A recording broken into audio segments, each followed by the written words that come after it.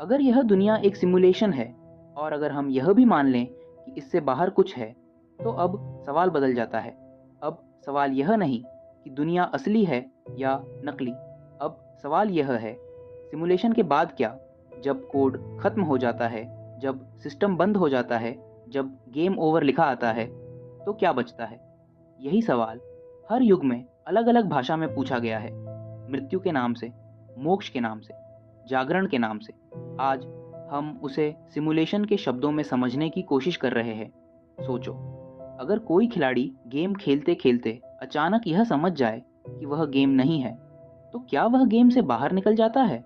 नहीं, वह गेम में रहते हुए भी गेम से मुक्त हो जाता है। ठीक यही बात उपनिषद कहते हैं।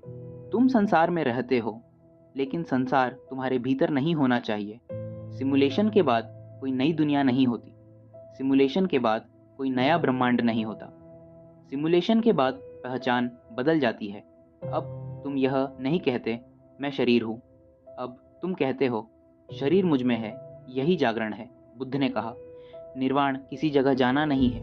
निर्वाण एक भ्रम का अंत है। जब यह भ्रम टूटता है कि यह दुनिया स्थायी है, तभी मुक्ति होती है। सिमुलेशन के बाद कोई अनुभव नहीं होता। अनुभव का बंधन टूट जाता है। अब ओशो की बात आती है। ओशो कहते हैं, संसार से भागने की ज़रूरत नहीं, संसार को जानने की ज़रूरत है। जिस दिन तुम जान लेते हो कि यह एक खेल है, उसी दिन खेल तुम्हें बांध नहीं पाता।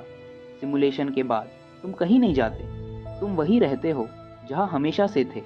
केवल एक फ़र्क होता है, अब तुम पहचान नहीं होते, अब तुम साक्षी होते हो।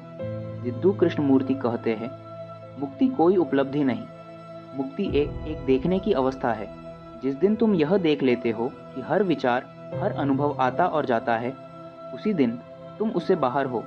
सिमुलेशन के बाद समय का अर्थ बदल जाता है। भविष्य डर नहीं रहता, अतीत बोझ नहीं रहता, क्योंकि जो समय में नहीं है उसे समय छू नहीं सकता। अब विज्ञान भी यहीं आकर रुक जाता है।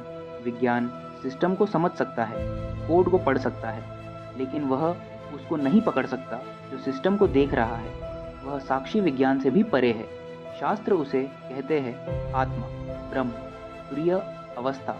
सिमुलेशन के बाद कोई स्वर्ग नहीं, कोई नर्क नहीं, कोई नया लेवल नहीं। सिमुलेशन के बाद सिर्फ मौन है, पूर्णता है, होना है।